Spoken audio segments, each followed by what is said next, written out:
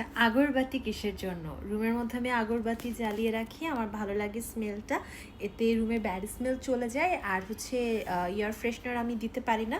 Air freshener দিলে আমার একটু কেমন কেমন যেন লাগে, আমার ভালো লাগে না, অরুচি লাগে।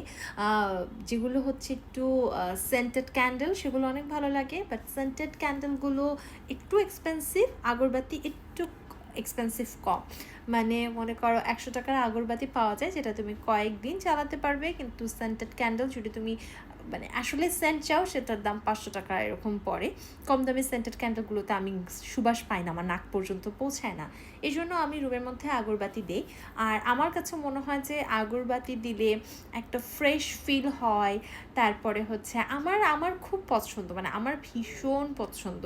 সো আমি অনেকগুলো ফ্লেভারের আগরবাতি রেখেছি আমার বাসায়। সামনে আমি কিছু ফ্রুটি স্মেল ট্রাই করবো আগরবাতির।